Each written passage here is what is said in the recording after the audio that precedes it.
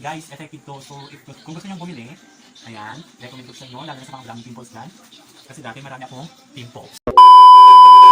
Hi guys! Welcome to the vlog! This is Mikey na kahit hindi artistahin, may dating pa rin. And welcome to my vlog. So, going back to my channel guys, ayan, kakatapos ko lang po maglabar, in Ilocano, and in Tagalog, kakatapos ko lang po half bath. So, fresh na ulit ang inyong Kuya Mikey. So, gusto ko lang po i-share sa inyo kung ano yung mga ginagawa ko pagkatapos ko half bath tuwing gabi. So, ito, una na natin gagawin ay facial skincare. So, ang una po natin gagawin ay facial skincare. Ayan. Legit po ito. Kasi dati marami akong pimples. So, ngayon, dahil ginagamit ko to, medyo common din ang aking pimples. And parang pumuputi na rin ang aking mukha. Ayan. Naging artista yun na kahit papano. So, bago tayo mag-apply ng facial cream, mag-wash muna ng face para mahugasan na ating face ulit.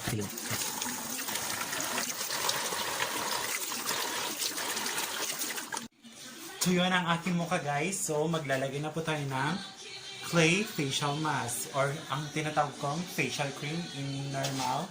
So, ito po siya para siyang para siyang clay talaga, and then nilalagyan ko siya ng tubig para maging liquid. Kasi powder to guys.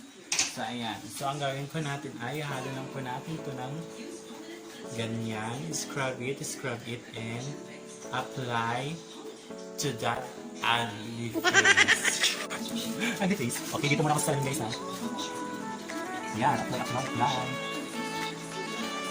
Guys, effective to. So, kung gusto nyo bumili, ayan, recommend ko sa inyo, lalo na sa mga daming pimples dyan. Kasi dati marami akong pimples. So ngayon, kunti na lang yung pimples ko kasi ito yung ginagamit ko. And then, pupuputi na rin ang aking mukha. Ayan, di ba? O, apply. Para siya. Ganyan. Di ba? Para na siyang clay mask. Para siyang clay na binabad sa tubig. Pero yun pala, para siyang buhangin. Mag-aantay po tayo ng 15 to 20 minutes. So, ang gagawin ko po ngayon ay, since mag-aantay po ako, kakain po ako ng pansit.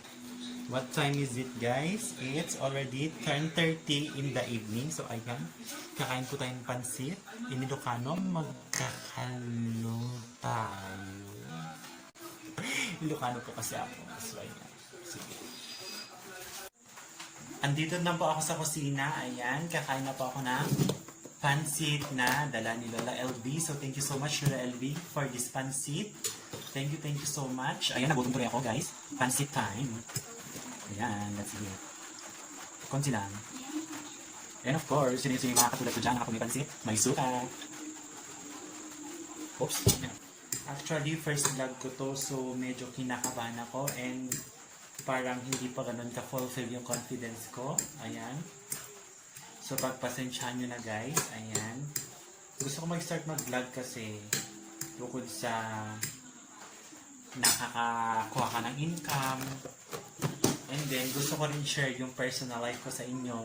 Ito na nga, sinisimulan ko na. So sana po, tanggapin nyo po ako and supportan nyo po ako sa aking mga vlogs, sa mga videos, kasi sana makapulot din po kayo ng aral sa akin, ganyan.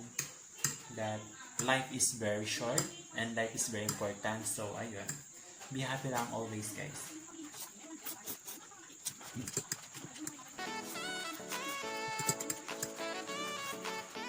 Hello guys, kakatapos ko lang po kumain ng pansit. So, it's already 10:50 and tuyo na po ang aking clay mask.